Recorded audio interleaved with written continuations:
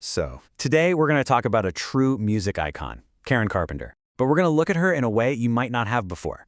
Let's dive into the story and find the real heartbeat that was powering that incredible voice. When you think of Karen Carpenter, right, this is probably what you hear in your head. That unforgettable sound. It's a voice that just completely defined an era with its warmth, its melancholy. I mean, it's the voice we all know and love. But what if I told you that to really get that voice, to understand where it came from, you have to look somewhere else entirely? What if the key to everything, her real genius, was hidden right there behind the drum kit? Okay, so to really understand Karen, we have to start with this one simple truth. She saw herself first and foremost as a drummer who sang. So let's dig into what that foundational identity really means for her music. And look, this wasn't just some critic's opinion or a hot take. This came from her. If you ask Karen who she was, her answer was always the same. I'm a drummer who happens to sing. You know, this wasn't her being modest. This was, at its core, who she was as an artist. And what that means is if you really want to understand what made the Carpenters sound so special, that effortless, emotional quality, you've got to look right past that microphone and focus on the drum stool.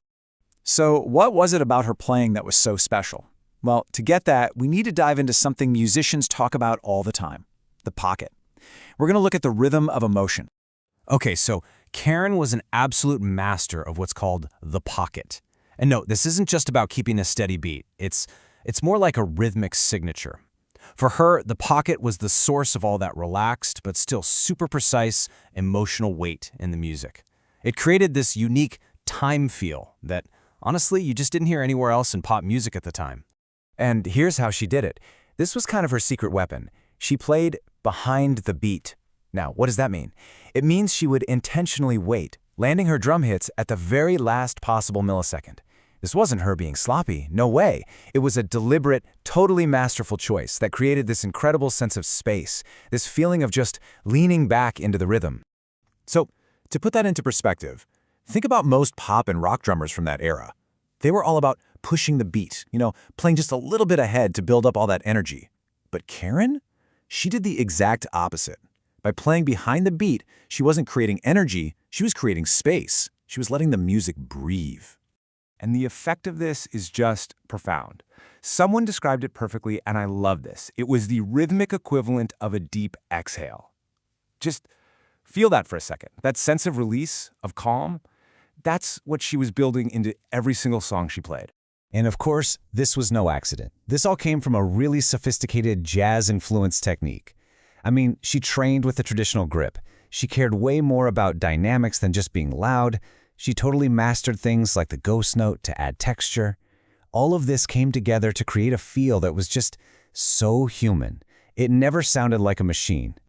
Okay, so we've established it. She was a phenomenal drummer. But how in the world does this connect back to her legendary singing? Well, this is it. This is the big aha moment.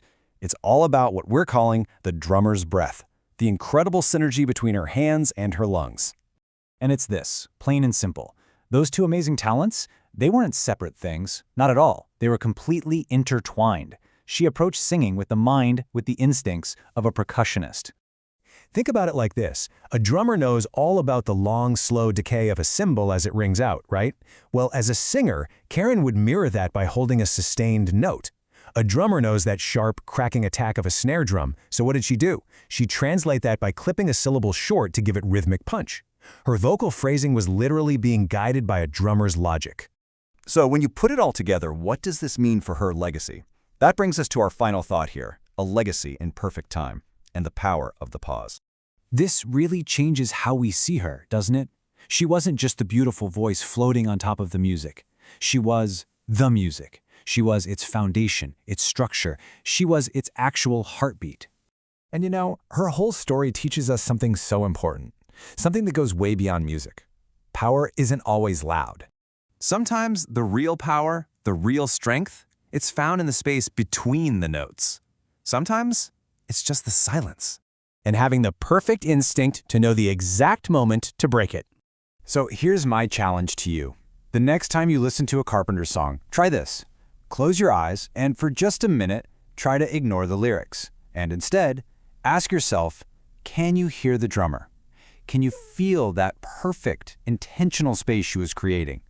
Because it's been there all along, the steady, brilliant heartbeat of the music.